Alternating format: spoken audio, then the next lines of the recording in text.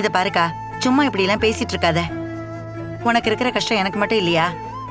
கண்மணியை நீ வயித்துல வேணா சுமந்திருக்கலாம். எனக்கு குழந்தை இல்ல, எனக்கும் அவதானே ஒரே பொண்ணு. உன் வேதனையை நீ வெளியில காட்டிடுற, ஆனா உள்ளுக்குள்ளே நொறுங்கி போய் ஒவ்வொரு நிமிஷமும் நான் கடவுளை வேண்டிக்கிட்டு இருக்கேன். கவலைப்படாம இரு, சீக்கிரம் எல்லாமே சரியாயிடும். எனக்கு அந்த நம்பிக்கை இல்லடி. என்னக்கா சொல்ற? மாப்பிள்ளை இங்க வர்றதுக்கு முன்னாடியாச்சு கொஞ்சம் நஞ்ச நம்பிக்கை எனக்கு இருந்துச்சு. இப்ப அது சுத்தமாவே இல்ல. ஏன்? என்னடி ஏன்னு கேக்குற? இங்க நடக்கிறதுல நீயும் பாத்துக்கிட்டு தானே இருக்க. மாப்பிள்ளை அன்னைக்கு வீட்டுக்கு வந்தப்போ இவ என்ன பேச்சு பேசுனா அதெல்லாம் மறந்துட்டியா?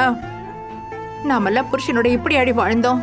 புருஷனும் மாமியார் என்ன திட்டினாலும் அடிச்சாலும் மிதிச்சாலும் இப்படி அடி முறைச்சுக்கிட்டு அம்மா வீட்டுக்கு போயிட்டு இருந்தோம்.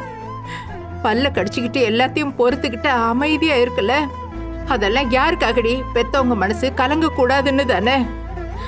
ஆனா அந்த நினைப்பு கொஞ்சமாச்சு இவளுக்கு ஏ மேல இருக்காடி. எப்படி இருக்கும்? நீ தான் அவளை தைரிய லட்சுமியா வளர்த்து வச்சிருக்கியே.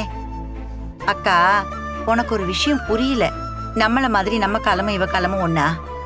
நாம தான் கல்லானாலும் கணவன், புல்லானாலும் புருஷன் அந்த அடிமை வாழ்க்கையை பெருமையா எடுத்துக்கிட்டோம். நம்ம தலைமுறை நமக்கு அப்படிதான் சொல்லி கொடுத்து வளர்த்துச்சு. ஸ்கூலுக்கு அனுப்பாம, காலேஜுக்கு அனுப்பாம, வயசுக்கு வந்தா போதும் புருஷன் வீட்டுக்கு போய் சோறாக்குன்னு நம்மள அனுப்பி வச்சிடுறாங்க. ஆனா இடியாப்பம் வித்து பொழைச்சாலும் உன் பொண்ணு அப்படி இருக்க கூடாதுன்னு தான் அவ்வளோ கஷ்டத்துலயும் அவளை ஸ்கூலுக்கு அனுப்பி காலேஜுக்கு அனுப்பி படிக்க வச்ச. அக்கா, அவ உலகத்தை படிச்சுட்டாக்கா. அப்ப அவ இப்படிதானே பேசுவா, இப்படிதானே நடந்துப்பா. ஏன்னா அவ அங்க கத்துக்கிட்டது வெறும் படிப்பு மட்டும் இல்லையே, நாமெல்லாம் மறந்து போன சுயமரியாதையும் தன்னம்பிக்கையும் சேர்த்துல கத்துக்கிட்டா. மனசை தளர விடாத, பொறுமையா இரு.